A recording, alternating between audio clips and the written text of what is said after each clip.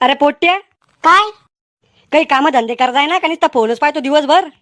तुमच्याच पोरीची reel video पाहत होतो मी इंस्टाग्राम वर. भारी व्हिडिओ बनवते ती. तिले सांगा आधी व्हिडिओ कमी बनवायचे, तेव्हा आम्ही फोन कमी पाहू. ओय ऐका ना, ओय गुडीच पप्पा, ओय मी काय म्हणते, काय बोंबल झोपले होते काय तुम्ही? नाही, मी नागिन डान्स करत होतो जड मस्तकाचे. को पप्पा तुम्ही दारी लाईट काऊन लावतो?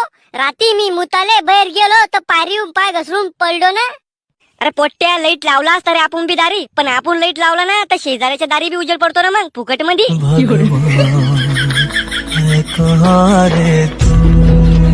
डोळे दाखवा तुमचे. आता तोंड उघडा. आता पालथे झोपा. आता मुंडक्यावर उभं राहा. आता सरळ झोपा. काय बिमारी आहे तुम्हाला? काय डॉक्टर या तवाच का म्हशी बाजूला लागतो? उलट्या झोपा, पालत्या झोपा, मुडक्यावर उभा राहा. कोरोना मध्ये पास होय डॉक्टर दिसू राहिला मला तू भिकार चोट. भावा, देवाने मला 7 जन्म जर दिले ना तर प्रत्येक जन्मामध्ये मित्र म्हणून मी तुलेच मागीन देवाकडे. ए भाऊ, या जन्मात भेटला, पुढच्या जन्मात नको भेटू. या जन्मामध्ये का कमी त्रास देऊ लागला तुम्हाला? आणि ते मै उसने गेल पैसे वापिस देणार आहे का बुडवले?